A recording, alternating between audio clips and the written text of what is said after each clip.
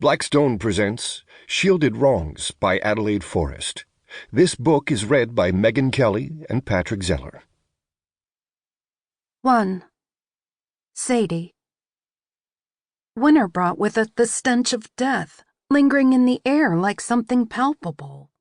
Like corpses lying just out of sight beyond the horizon, a warning of blood on frost-covered and wilted grass that we couldn't yet see.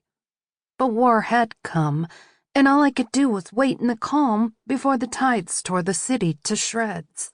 Not really one of them. Not really not. I'd become a halfway girl to a family I'd never asked for, but couldn't turn my back on either. Shaking off the chill to the air and the way it clung to my skin with warning in the dim light of dawn, I hurried down the exterior steps on the side of the building.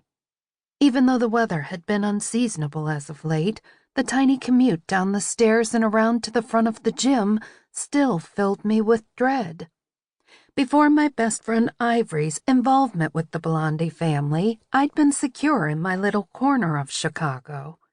Having met just a sample of the monsters that lurked within the city, I knew there were fates worse than death, and all that stood between them and the greater population was a group of men nobody would call heroes.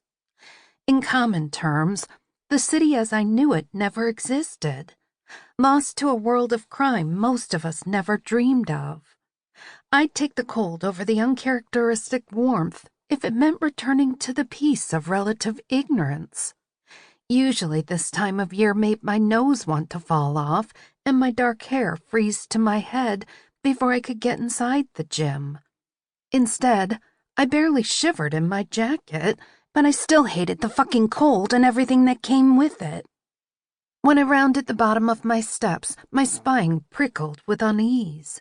With all the training, all the survivors I'd worked with over the years, I learned to trust those instincts, even if my paranoia amplified them. I quickened my pace as I made my way around the front of the building. Pulling keys out of my pocket, I positioned one between my fingers into a makeshift weapon as I got ready to get the door open. At the front door, I maneuvered the keys until I unlocked the first deadbolt, then the second. When I finally made it to the third, I prepared myself with a large breath in, stilling as I listened to the rustling movement of someone coming up behind me.